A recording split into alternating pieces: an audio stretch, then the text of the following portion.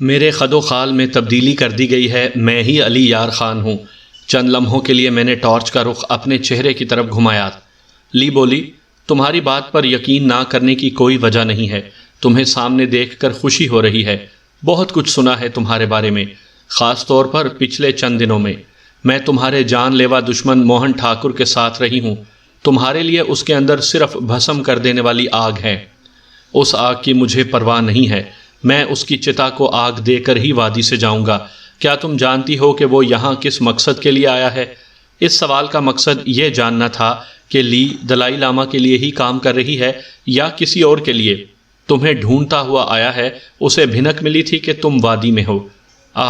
اس کا مطلب ہے اس نے تمہیں اندھیرے میں رکھا ہے۔ لی چونکی۔ میں سمجھی نہیں۔ سمجھ جاؤ گی، پہلے یہ بتاؤ انڈیا میں مقیم دلائی لاما سے تمہارا کیا تعلق ہے؟ لی کے چہرے پر کبیدگی نمودار ہوئی۔ میرا تعلق ایک روایتی اور قدیمی مذہبی فرقے سے ہے۔ ہم عظیم بدھا کے محافظ ہیں۔ دلائی لاما مذہبی لبادہ اوڑے ایک سیاسی شخصیت ہے۔ میرا یا میرے قبیلے کا اس سے کوئی تعلق یا واسطہ نہیں ہے۔ میں نے کہا تمہاری اطلاع کے لیے عرض ہے، یہ بکواس ہے۔ وہ بھی تمہاری خاطر ہی وادی میں آیا ہے، اسے دلائی لاما نے لانچ کیا ہے۔ لی کے ہونٹ بھینچ گئے، آنکھیں سوچ کی گہرائیوں میں اتر گئیں۔ میں سوال دہرا رہا ہوں، ایسا کیا ہے جو یہ سب لوگ تمہارے لیے دیوانے ہو رہے ہیں؟ تم بولو گی تو ممکن ہے ہم مل کر کوئی حل نکال لیں، نہیں تو میرے ایک اشارے پر بلیک واٹر والے جدید ترین ہیلی کاپٹرز پر دن دناتے ہوئے آ جائیں گے اور تمہیں ان درندوں کے حوالے کر کے میں اپنی فیملی کو بچا لوں گا۔ لی طنزیہ انداز میں مسکرائی۔ اشارہ دینے کے لیے تمہیں پورا مواصلاتی نظام چاہیے۔ وادی کی فوج بھی بہترین ہتھیاروں سے مسلح ہے۔ بلیک واٹر والوں کا پہلے بھی ایک حملہ یہ لوگ ناکام بنا چکے ہیں۔ تم یہ بلف نہ ہی کرواؤ تو اچھا ہے۔ میں نے اپنا جوتا اتارتے ہوئے کہا، وادی والوں کے جدید ہتھیار میرا درد سر نہیں ہیں، مجھے صرف تمہیں اپنی تحویل میں لے کر اشارہ دینا ہے۔ تم میری تحویل میں ہو اور یہ دیکھ لو۔ موٹے سول کے جوتوں کی ایڑیوں میں نصب جدید ترین اور بے حد مختصر مواصلاتی سسٹم دیکھ کر لی کی آنکھیں کھلی کی کھلی رہ گئیں۔ اسے فوراً ہی میری بات پر یقین آ گیا۔ حالانکہ بلیک واٹر نے لی کو وادی سے باہر نکال لانے کی ذمہ داری مجھ پر لادی تھی۔ افغانستان اور گرد و نواح کے ممالک میں اب انہیں امریکن لاجسٹ سہولیات میسر نہیں تھیں۔ لی گہرا سانس لے کر بولی، کرنل سیم اور دلائی لاما سمیت جو لوگ بھی مجھے اپنی تحویل میں دیکھنا چاہتے ہیں، انہیں شک ہے کہ 92 سال پہلے منظر عام پر آنے اور پھر فوراً ہی غائب ہو جانے والی کچھ نایاب عظیم بدھا کی مورتیاں میرے پاس ہیں، جو میں نے عزت مآب کے محل سے چرائی ہیں۔ یہ سب لوگ ان مورتیوں کے لیے دیوانے ہو رہے ہیں۔ ہمارے درمیان کچھ دیر کے لیے خاموشی کا وقفہ آیا۔ ہم دونوں ہی ایک دوسرے کو تولنے والی نگاہوں سے دیکھتے رہے۔ پھر میں نے کہا، دور بیٹھے لوگوں کو شک رہا ہوگا، مگر تمہارے بالکل قریب موجود لوگوں کو یقین ہے کہ وہ مورتیاں تمہارے پاس ہی ہیں۔ لی تلخی سے بولی، میں نے کہا تھا نا کہ تم صرف بے خبر ہونے کا ڈرامہ رچا رہے ہو۔ تمہاری کہانی بھی جھوٹی ہے، تم بھی ان مورتیوں کے لیے مرے جا رہے ہو۔ فیملی کو تم نے خواہ درمیان میں گھسیٹا ہے۔ تم میں اور موہن میں کوئی فرق نہیں ہے۔ اسے دلائی لاما نے لانچ کیا ہے تو تمہیں بلیک واٹر نے۔ وہ بولی تو پھر بولتی چلی گئی، تم لوگ میرا ریشہ ریشہ بھی علیحدہ کر دو تو ان مورتیوں تک نہیں پہنچ سکتے۔ وہ ایک مقدس امانت ہے، میں اور میرا قبیلہ جان دے کر بھی اس امانت کی حفاظت کریں گے۔ لی کی آنکھوں میں جنون کروٹیں لے رہا تھا۔ مجھے یقین آ گیا کہ اس سے مورتیوں کا راز اگلوانا ایک بے حد مشکل کام تھا۔ میں نے کہا، مجھے ان مورتیوں کی ضرورت بھی نہیں ہے۔ ایک بے بس لڑکی کو باندھ کر بلیک واٹر کے حوالے کرنے کو ضمیر مطمئن نہیں ہو رہا۔ مجھے تم سے محض ہمدردی ہے اور کچھ نہیں چاہیے۔ لی اس دفعہ تلخی سے ہنسی۔ موہن نے بھی ہمدردی کا چوغا اوڑھ رکھا تھا۔ یہ چوغا اتارنے کا اسے موقع نہیں ملا۔ دیکھتی ہوں تم کب یہ چوغا اتارتے ہو۔ میں واقعی کشمکش میں مبتلا تھا کہ لی ہاتھ تو آ گئی تھی، مگر اس کا کروں کیا؟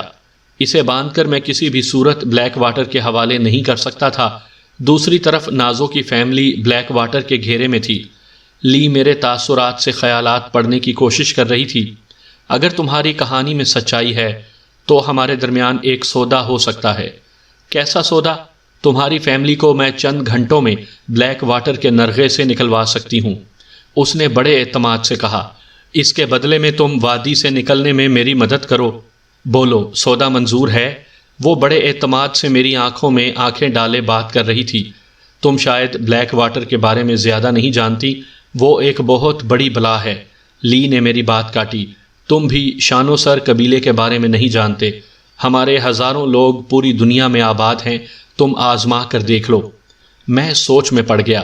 نازو کی فیملی بلیک واٹر کے پاس یرغمال نہیں تھی، وہ صرف نگرانی کی زد میں تھے، رسک لیا جا سکتا تھا۔ لی کے ساتھ معاملات خوش اسلوبی سے طے پا گئے۔ وانگ کے پاس سیٹلائٹ فون تھا۔ لی نے نامعلوم زبان میں ایک طویل کال کی، اس کے بعد انتظار شروع ہو گیا۔ صبح کاذب کے قریب جوابی کال آ گئی۔ نازو کی فیملی محفوظ ہو گئی تھی۔ میں نے انکل شاہ نواز سے طویل گفتگو کی تھی اور پوری طرح سے مطمئن ہو گیا تھا۔ اعتماد کی فضا بحال ہوتے ہی میں نے لی اور وانگ کی بندشیں کھول دی تھیں۔ آئندہ کا لایا عمل بھی طے ہو گیا، اور سب سے اہم بات یہ تھی کہ لی نے موہن کے ممکنہ ٹھکانے کی بھی نشاندہی کر دی تھی۔ وہ دونوں وہاں پہلے بھی چھپے رہے تھے۔ لی کو یقین تھا کہ وہ اسی طرف گیا ہوگا۔ سامعین کرام، آپ سن رہے ہیں اردو کہانی وادی مرگ۔ یہ اس سلسلے کی قسط نمبر 5 ہے۔ مجھے امید ہے آپ کو میری یہ کاوش پسند آ رہی ہوگی۔ آپ نے اگر ابھی تک میرا چینل مائی وائس سبسکرائب نہیں کیا تو ابھی میرے چینل کو سبسکرائب کر کے بیل نوٹیفیکیشن آن کر لیجئے، تاکہ آنے والی ہر نئی کہانی کی اطلاع بر وقت آپ تک پہنچ سکے۔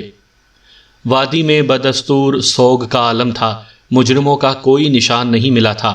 سرچ آپریشن ناکام رہا تھا۔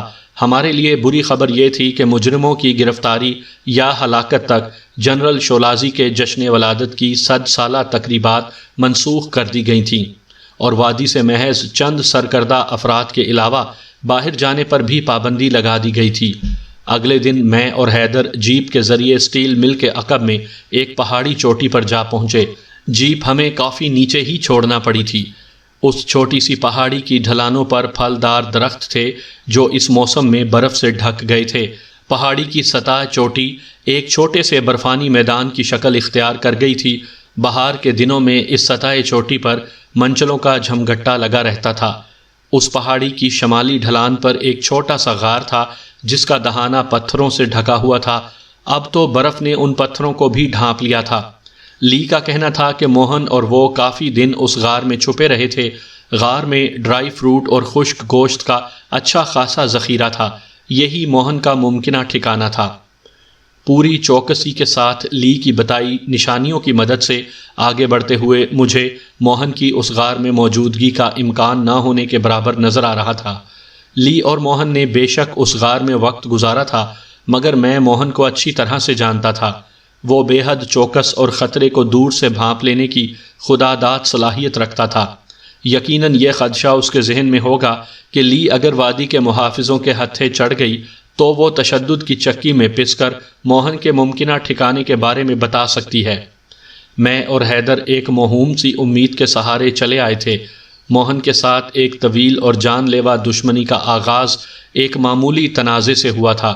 قانون کے ساتھ آنکھ مچولی کھیلتے ہوئے میں اکتا گیا تھا۔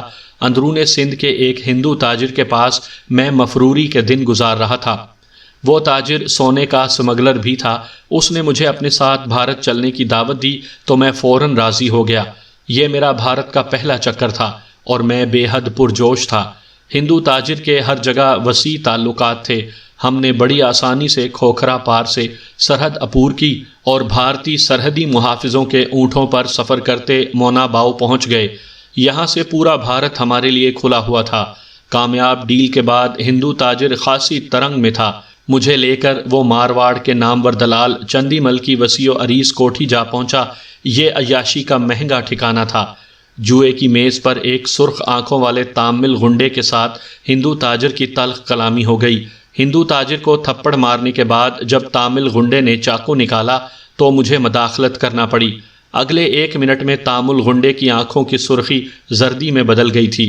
چاقو تھامنے والا اس کا ہاتھ کلائی سے ٹوٹ گیا تھا۔ جوئے والے حال کی حالت بھی ابتر ہو گئی تھی۔ اسی وقت تامل غنڈے کا گرو گھنٹال وہاں وارد ہو گیا۔ میں نہیں جانتا تھا کہ کثرتی جسم کا خوبصورت سانپ کی مانند نظر آنے والا موہن ٹھاکر ایک خلقت کے لیے بہت بڑی بلا ہے۔ اس کی بھوری آنکھوں میں جیسے سرد صحرا آباد تھا اور یہ آنکھیں مجھ پر جمی ہوئی تھیں۔ اس حال میں میری اور موہن کی پہلی لڑائی ہوئی جو یادگار تھی۔ مجھے اپنے زور بازو اور سینے میں بھرے ہوئے جوش پر بڑا یقین تھا۔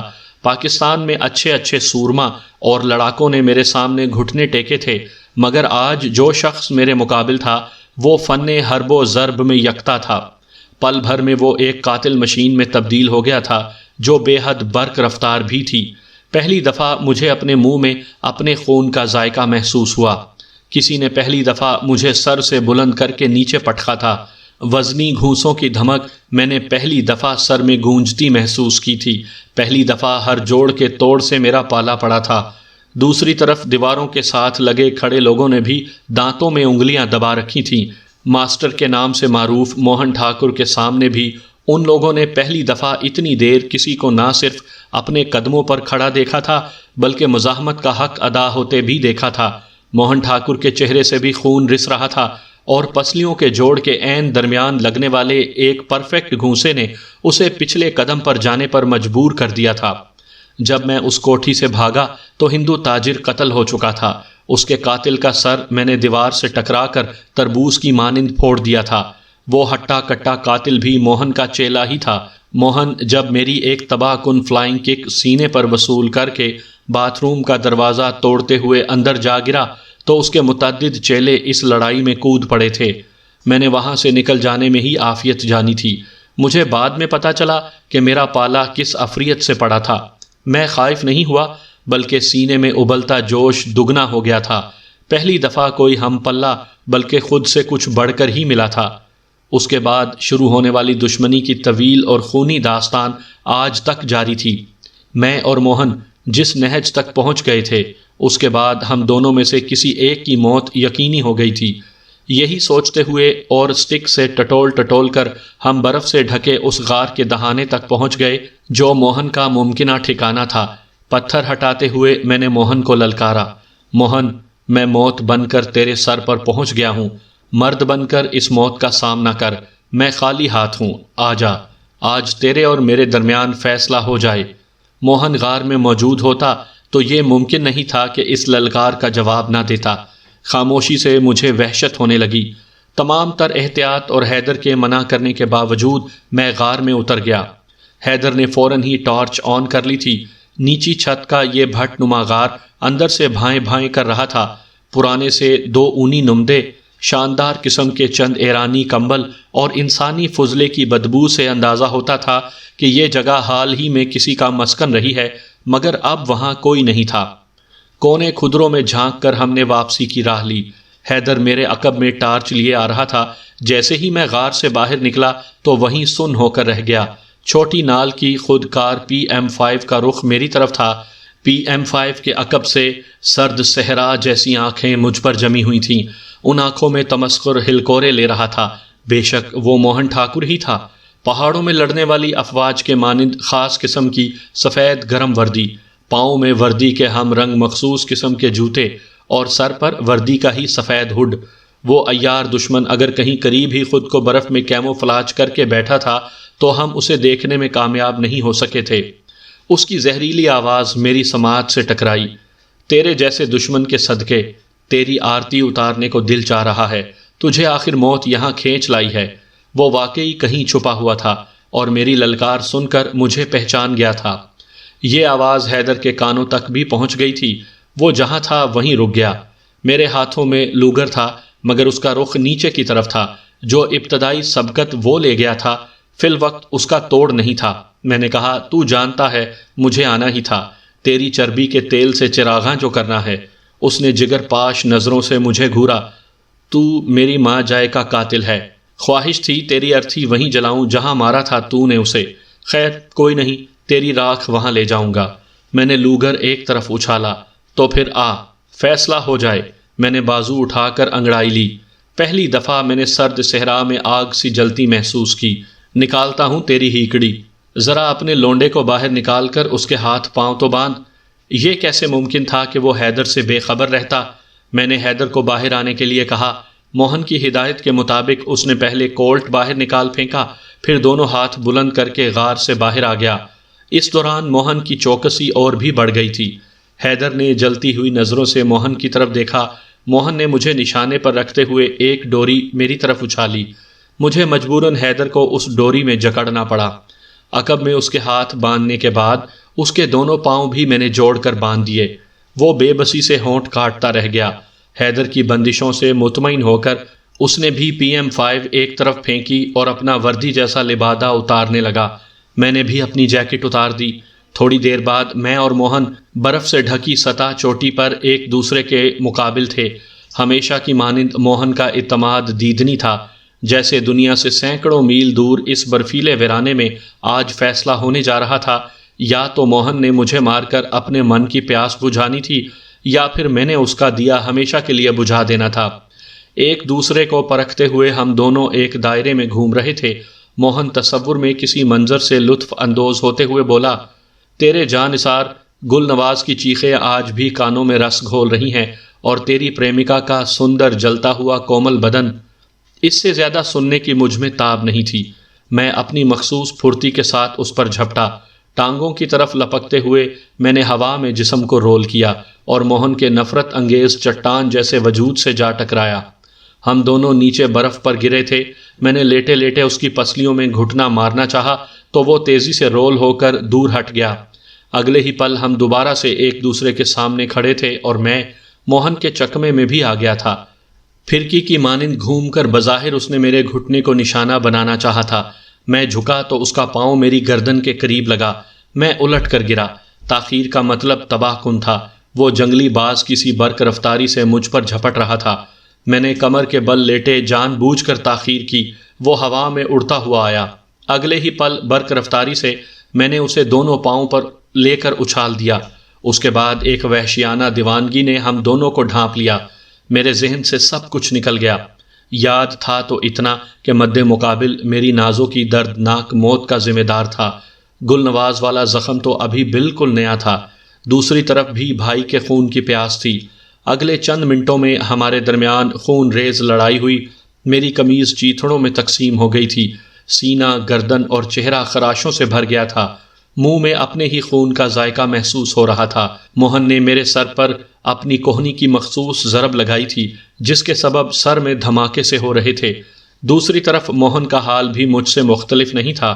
اس کے دائیں ہاتھ کی انگلی ٹوٹ گئی تھی۔ میرے سر کی زوردار ٹکر نے اس کا دماغ ہلانے کے ساتھ ساتھ ناک سے بھی خون چھڑوا دیا تھا۔ اس کے سر کے مٹھی بھر بال ابھی بھی میرے ہاتھ میں دبے ہوئے تھے۔ تیزی سے سوجتی خون آلود ناک اور ہونٹوں سے رستے خون کے ساتھ وہ کسی خون آشام درندے کے مانند نظر آ رہا تھا۔ حیدر کی جوش سے بیٹھی ہوئی حوصلہ بڑھاتی آواز بار بار میری سماعت سے ٹکراتی تھی اور میری طاقت کو دو چند کر دیتی تھی۔ دیوانوں کی مانند لڑتے ہوئے ہم سطح چوٹی سے نیچے لڑک گئے تھے۔ موہن کے ہاتھ نہ جانے کہاں سے ایک درخت کی موٹی سی شاخ آ گئی تھی۔ شاخ کی متعدد ضربوں کو میں نے کوہنیوں سے بلاک کیا تھا۔ میری کوہنیاں چھل گئی تھیں اور درد کی لہریں شدت سے اٹھ رہی تھیں۔ موہن دیوانوں کی مانند مجھ پر وار کر رہا تھا۔ زیادہ جوش میں وہ ہوش کھو بیٹھا اور شاید بھول گیا کہ اس کے مد مقابل کو دوست دشمن نے پہاڑی تیندوے کا نام دیا تھا، تو اس کی کوئی نہ کوئی وجہ تو رہی ہوگی۔ وہ ڈھلوان کے نیچے والے رخ پر تھا۔ شاخ کے وار سے بچنے کے لیے میں برق رفتاری سے جھکا اور پھر اسی رفتار سے ایک ابھرے ہوئے پتھر پر دونوں پاؤں ٹکا کر پلٹا۔ بلندی نے میری رفتار کو مہمیز دی تھی۔ میرے دونوں جڑے ہوئے پاؤں پوری قوت سے موہن کے سینے پر لگے تھے۔ اس کے پاؤں اکھڑ گئے۔ وہ جیسے ہوا میں اڑتا ہوا ایک برف پوش درخت سے جا ٹکرایا۔ میں اس تک پہنچا تو وہ بے سدھ پڑا تھا۔ مجھے لگا کہ اس کا کھیل ختم ہو گیا ہے۔ میں نے اس کی پسلیوں میں ٹھوکر مارنے کی کوشش کی تو اس کمبخت نے کروٹ بدل کر میرا پاؤں ہوا میں ہی تھام کر زوردار جھٹکا دیا۔ میں نیچے گرا تو اگلے ہی پل وہ میرے اوپر تھا۔ پہلے اس کا گھٹنا پسٹن کی مانند برق رفتاری سے حرکت میں آیا اور میرے پہلو میں لگا۔ درد کی تیز لہر نے لمحہ بھر کے لیے میرے جسم کو سن کر دیا۔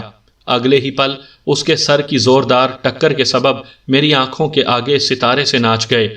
دوسرے گھٹنے کی وحشیانہ ضرب نے تو جیسے جسم کی باقی ماندہ توانائی چوس لی۔ حیدر کی کراری آواز مجھے کہیں دور سے آتی محسوس ہوئی۔ موہن کی ہانپی سانسیں، حلقوں سے ابلی غیر انسانی آنکھیں، فرشتہ اجل کے پروں کی پھڑپڑاہٹ مجھے اپنے بالکل قریب سنائی دی۔ میری پنڈلی سے شکاری چاقو بندھا ہوا تھا، مگر موت کو قریب پا کر بھی میں اسپرٹ کی خلاف ورزی نہیں کرنا چاہتا تھا۔ موہن ایک عیار فائٹر تھا۔ اس نے تیزی سے قریب آتی فتح کو محسوس کر لیا۔ اس کی توانائی دو چند ہو گئی تھی۔ میں نے آخری حربے کے طور پر ٹانگوں کو ہوا میں گھما کر اس کی گردن میں ڈالنے کی کوشش کی، مگر کامیاب نہیں ہوا۔ وہ گردن کو میرے چہرے پر جھکا لایا تھا۔ درخت کے ساتھ اس کا سر ٹکرایا تھا، جس کے سبب خون کا اخراج شروع ہو گیا تھا۔ یہ خون اس کے چہرے پر بہنا شروع ہو گیا تھا۔ وہ اتنا قریب تھا کہ میں اس کے خون کی باس محسوس کر رہا تھا۔ موہن نے میرے ہاتھوں کو جکڑتے ہوئے ہانپی ہوئی سرگوشی کی۔ تیندوا صاحب، تیرا کھیل خلاص۔ ساتھ ہی اس نے ایک اور ٹکر میرے چہرے پر جڑ دی۔ حسرت ہی رہے گی تجھے دیگ میں بھر کر ہلکی آنچ پر پکانے کی۔ ایک اور ٹکر نے لہو لہو چہرے کو اور رنگین کر دیا۔ موہن کے فولادی ہاتھ اس دفعہ میری گردن پر آ جمے۔ اس کے ہاتھوں کا دباؤ بڑھتے ہی آنکھوں کے آگے اندھیرا سا چھانے لگا۔ اندھیرے کی یلغار کیے اس طرف مجھے حیدر نظر آیا۔ وہ ڈھلان پر پھدکتا ہوا آ رہا تھا۔ پھر اس نے بندھے ہاتھوں اور ٹانگوں کے ساتھ بلندی سے موہن پر چھلانگ لگا دی۔ موہن کو اس مداخلت کا گمان تک نہیں تھا۔ اس کے ہاتھ میری گردن سے ہٹ گئے۔ فرحت بخش حواس سینے میں اتری تو قدرے توانائی محسوس ہوئی۔ پہلو میں شدید درد کے گولے سے پھٹ رہے تھے، مگر دماغ میں تھا کہ حیدر نے اپنی جان داؤ پر لگا کر مجھے ایک موقع دیا تھا۔ موہن کے قہر و غضب کا رخ اب اس کی طرف ہی ہونا تھا۔ موہن نیچے گرے ہوئے حیدر پر جھپٹا، مگر اس سے پہلے میرا پاؤں اس کی پنڈلی سے ٹکرا گیا۔ ہمارے اطراف کئی برف پوش درخت تھے۔ وہ ایک درخت کے پار گرا۔ ٹھیک اسی پل فضا گولیوں کی آواز سے گونج اٹھی۔ یہ فائر ہوا میں کیے گئے تھے۔ میں نے دیکھا وادی کے نصف درجن کے قریب محافظ رائفلیں سونتے ستائے چوٹی سے ہماری ہی طرف آ رہے تھے۔ ان کی للکار سنائی دے رہی تھی۔ وارننگ دی جا رہی تھی کہ حرکت کرنے والے کو گولی مار دی جائے گی۔ میں نے موہن کی طرف دیکھا۔ وہ درخت کے عقب میں چھلاوے کی مانند غائب ہو چکا تھا۔ بے بسی کے احساس کے ساتھ میں برف پر سر پٹک کر رہ گیا۔ محافظ قریب آئے تو حیدر چیخا، مفرور قاتل اس طرف بھاگا ہے، ڈھونڈو اسے۔ محافظ حیدر کو پہچانتے تھے۔ اس خبر نے ان میں کھلبلی مچا دی تھی۔ وہ تیزی سے درختوں کی طرف لپکے اور ادھر ادھر پھیل گئے۔ میں پہلو کے درد کو دبائے اس درخت کی طرف دوڑا جس کے پیچھے موہن غائب ہوا تھا۔ تھوڑی دور ایک خاصی چوڑی دراڑ تھی اور دراڑ کی دوسری طرف پہاڑی کا خم تھا۔ سانپ نکل گیا تھا، اب لکیر پیٹنا فضول تھا۔ میں واپس آ گیا۔ ایک محافظ حیدر کی بندشیں کھولنے میں مصروف تھا۔ میں نے آ کر اسے گلے لگا لیا۔ اس جان نثار نے ایک دفعہ پھر میری جان بچائی تھی۔ میں اور حیدر میجر ولنسکی کے کمرے میں اس کے سامنے بیٹھے ہوئے تھے۔ میں نے وادی کے ہسپتال میں چند گھنٹے گزارے تھے اور اب پین کلر ادویات کے زیر اثر تھا۔ چہرے کے زخم صاف کرتے ہوئے جلد کے ہم رنگ جو جھلی اتری تھی اسے اٹینڈنٹ نے جلد ہی سمجھ لیا تھا۔ یوں میرا راز کھلنے سے بچ گیا تھا۔ اب سفید پٹیوں میں میرا چہرہ چھپا ہوا تھا، جس کے سبب میجر ولنسکی مجھے بطور علی یار خان پہچاننے سے قاصر تھا۔ حیدر نے میجر ولنسکی کو بتایا تھا کہ ہم دونوں دوست تھے اور اتفاق سے ہماری ملاقات ہو گئی تھی۔ میری صلاحیتوں کو حیدر نے اتنا بڑھا چڑھا کر بتایا تھا کہ میجر ولنسکی مجھے کئی دفعہ نظروں میں تول چکا تھا۔ خاص طور پر اس نے مجھے لڑائی بھیڑائی کے فن میں یکتا قرار دیا تھا۔ حیدر روسی زبان بولنے اور سمجھنے لگ گیا تھا۔ حیدر کے پاس مفرور قاتل کی تلاش کا ٹاسک پہلے سے ہی تھا۔ اس نے میجر کو بتایا کہ ہم دونوں اپنے طور پر مفرور قاتل کی تلاش میں بھٹک رہے تھے کہ اچانک اس سے سامنا ہو گیا اور قاتل نے ہم دونوں کو رائفل کے نشانے پر لے لیا۔ وہ ہمیں یرغمال بنانا چاہتا تھا۔ علی کے ہاتھوں مجھے بندوانے کے بعد اس نے علی کو باندھنے کی کوشش کی تو علی اس سے بھڑ گیا اور ان دونوں کے درمیان دو بدو مقابلہ ہونے لگا۔ اس دوران وادی کے محافظ وہاں پہنچ گئے اور قاتل وہاں سے بھاگ نکلا۔ یہ داستان سننے کے بعد میجر کی پیشانی پر شکنیں پڑ گئی تھیں۔ اس نے اپنے سامنے میز پر پڑی MP5 اٹھائی۔ میز پر ہم دونوں کے ہتھیار، موہن کی سفید جیکٹ اور وہ ڈوری بھی پڑی تھی جس سے موہن نے مجھے حیدر کو باندھنے پر مجبور کیا تھا۔ رائفل کا جائزہ لیتے ہوئے میجر نے کہا، تمہاری کہانی میں جھول ہے۔ میں وارننگ دے رہا ہوں کہ غلط بیانی اعتماد کی فضا کے لیے تباہ کن ثابت ہوگی۔ علی بھی تمہارا دوست نکل آیا ہے۔ اتفاق سے مفرور قاتل سے بھی تمہاری پرانی دشمنی لگتی ہے۔ لگتا ہے تمہیں مستقل مہمان کا درجہ دینے میں کوتاہی ہوئی ہے۔ تمہارے بارے میں جامع معلومات حاصل نہیں کی گئیں۔ حیدر نے ادب سے کہا، آپ ایسا سوچ رہے ہیں تو یہ میری بدقسمتی ہے۔ میجر نے حیدر کی کہانی کا پوسٹ مارٹم جاری رکھا۔ تمہیں یہاں وادی کے محافظوں کے مددگار کا قابل فخر مرتبہ حاصل ہے۔ مفرور قاتل کی تلاش میں تم وادی کے محافظوں کے بجائے اتفاق سے ملنے والے دوست کے ساتھ نہ صرف نکل کھڑے ہوئے بلکہ مزید اتفاق یہ ہوا کہ تمہارا مفرور قاتل سے سامنا بھی ہو گیا۔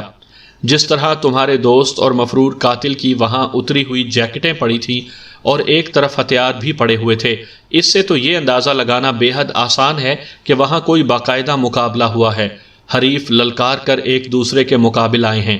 وہاں ایک غار بھی دریافت ہوا ہے جو یقیناً ممکنہ طور پر مفرور قاتل کا ٹھکانہ تھا۔ میجر نے MP5 کا رخ ہماری طرف کر دیا۔ مجھے یقین ہے کہ کہیں سے تمہیں اس ممکنہ ٹھکانے کے بارے میں پتہ چلا اور تم نے وادی کے مفاد کو پسے پشت ڈالتے ہوئے مفرور قاتل سے اپنا ذاتی بدلہ چکانا چاہا اور وہ تم دونوں کو زیر کر کے وہاں سے نکلنے میں کامیاب ہو گیا۔ حیدر نے جلدی سے کہا، معافی کے ساتھ کہوں گا آپ غلط نہج پر سوچ رہے ہیں، میں نے جو کچھ بتایا ہے وہ حرف بہ حرف درست ہے۔ میجر کے تاثرات سخت سے سخت ہوتے چلے گئے۔ تحقیقات سے دودھ اور پانی علیحدہ ہو جائیں گے۔ اگر تم جھوٹے ثابت ہوئے تو یقین رکھو تمہارا انجام مفرور قاتل جیسا ہی ہوگا۔ ہمیں نشانے پر رکھے رکھے اس نے آواز دی اور تھوڑی ہی دیر میں ہم وادی کے محافظوں کے نرغے میں تھے۔ کمرے سے نکلتے ہوئے میں نے دیکھا کہ وہ ڈوری میجر ولنسکی کے ہاتھ میں تھی جس سے میں نے حیدر کے ہاتھ باندھے تھے۔ میجر اس ڈوری کو بڑے دھیان سے دیکھ رہا تھا۔ مجھے اور حیدر کو جیل کے ایک لاک اپ میں ڈال دیا گیا۔ سیلن زدہ اور بدبودار گدیلے کے اوپر گرتے ہوئے حیدر بولا، بڑے بے آبرو ہو کر تیرے کوچے سے ہم نکلے۔ میں نے کہا، وہ خرانٹ میجر اصل بات کی تہہ تک پہنچ گیا ہے۔ کوچے سے نکالنے کے بعد وہ ہمیں دنیا سے ہی نکالنے پر نہ تل جائے، دیکھی جائے گی۔ آپ ساتھ ہیں تو کیا غم ہے۔ میں نے اسے محبت سے دیکھا۔ دوسرے گدیلے پر بیٹھتے ہوئے پہلو کے درد کا عکس چہرے پر نظر آیا تو حیدر بے چین ہو گیا۔ اگلے 2 دن ہم نے اس سیلن زدہ لاک اپ میں ٹھٹھرتے ہوئے گزارے۔ ابھی ہم شک کے دائرے میں تھے، اس لیے زیادہ سختی بھی نہیں تھی۔ میرا علاج اور معالجہ بھی چل رہا تھا۔ شکر کا مقام تھا موہن کی ضربوں کے سبب پسلیوں میں فریکچر نہیں ہوا تھا، صرف گوشت ہی متاثر ہوا تھا۔ ان 2 دنوں میں خاصا افاقہ محسوس کرنے لگا تھا۔ ایک مخصوص طریقہ کار کے تحت ان 2 دنوں میں ہم سے سوال و جواب کا سلسلہ جاری رہا تھا۔ ہم اپنے پہلے بیان پر ہی ڈٹے رہے تھے۔ اس دوران ایک رات میں نے اپنے جوتے میں نصب حساس نظام کے ذریعے کرنل سیم سے رابطہ کیا۔ تھوڑی سی کوشش سے کرنل سے رابطہ ہو گیا۔ کرنل کی آواز سنتے ہی میں نے کہا، کیسے ہو کرنل؟ میں تو ٹھیک ہوں، مگر تم نے رابطہ کرنے میں خاصی تاخیر کر دی، ہم پریشان ہو رہے تھے تمہارے لیے۔ میں نے کہا، مجھے شک تھا کہ میں نگرانی کی زد میں ہوں، خفیہ کیمروں کا بھی اندیشہ تھا، اس لیے تاخیر ہوئی۔ کرنل نے ہنکارا بھرا، خیر کوئی اچھی خبر سناؤ۔ مجھے اندیشہ تھا کہ وادی میں بلیک واٹر کا کوئی مخبر بھی ہو سکتا تھا، اس لیے میں الفاظ تراش کر بولا، میں اس لی نامی تبتی لڑکی کے لیے بہت قریب پہنچ گیا ہوں، وہ بہت جلد تمہارے سامنے ہوگی۔ کرنل کی آواز میں ہی جان در آیا، تفصیل بتاؤ۔ میرا موہن سے ٹاکرا ہو چکا ہے، تھوڑی کو بہت سمجھو۔ میں لی کے ٹھکانے سے باخبر ہو گیا ہوں۔ فی الحال میں شک کی بنیاد پر جیل میں ہوں۔ امید ہے چند دنوں تک یہاں سے نکل جاؤں گا اور بہت جلد تمہیں خوشخبری دوں گا۔ بات کرنل کی سمجھ میں آ گئی۔ 1-2 دیگر باتوں کے بعد میں نے کہا، موہن نے میری فیملی کے بارے میں کہا ہے کہ وہ لوگ اب اس کی تحویل میں ہیں۔ میں اس کی بات کو نظر انداز نہیں کر سکتا۔ مجھے مطمئن اور پرسکون طریقے سے کام کرنے کے لیے ضروری ہے کہ میری فیملی سے میری بات کراؤ۔ کرنل بولا، تحویل میں لینے والی بات اس نے بکواس کی ہے، البتہ کچھ نامعلوم افراد تمہاری فیملی کے در پہ تھے، میں نے ان لوگوں کو اپنی حفاظتی تحویل میں لے کر کہیں اور منتقل کر دیا ہے۔ فوری طور پر تو تمہاری بات نہیں ہو سکتی، مگر چند دنوں تک یہ ضرور ممکن ہو جائے گا۔ تم اپنی یکسوئی متاثر نہ کرو، تمہاری فیملی محفوظ ہاتھوں میں ہے۔ میں دل ہی دل میں کرنل کی عیاری پر مسکرایا اور کئی اندیشوں کا اظہار کیا۔ کرنل نے بھرپور انداز میں مجھے مطمئن کرنے کی کوشش کی اور آخرکار مطمئن کرنے میں کامیاب ہو گیا۔ کرنل سے گفتگو کے بعد مجھے پختہ یقین ہو گیا ہے کہ نازو کی فیملی بلیک واٹر کے شکنجے سے نکل کر اب محفوظ ہاتھوں میں ہے۔ جنگلے کے ساتھ لگ کر اطراف کی نگرانی میں مگن حیدر کو بھی میں نے ساری گفتگو سے آگاہ کر دیا۔ صبح ایک محافظ کی زبانی ہمیں پتہ چلا کہ مفرور قاتل پکڑا گیا ہے۔ وہ سٹیل مل کے ایک گودام میں چھپا ہوا تھا۔ پوری سٹیل مل کو گھیرے میں لینے کے بعد اس کی گرفتاری عمل میں آئی تھی۔ اس نے سخت مزاحمت کی تھی مگر پکڑا گیا تھا۔ اس خبر کو سننے کے چند گھنٹوں بعد ہی میجر ولنسکی ہمارے سامنے کھڑا تھا۔ اس کے ساتھ اور بھی کئی لوگ تھے۔ میجر کی آنکھیں سرخ تر ہو رہی تھیں اور جبڑے بھنچے ہوئے تھے۔ ان سرخ آنکھوں کا مرکز میں تھا۔ ان لوگوں کے ساتھ پانی کو تیز پریشر کے ساتھ پھینکنے والے پمپ کو دیکھ کر مجھے احساس ہوا کہ کڑا وقت آ پہنچا ہے۔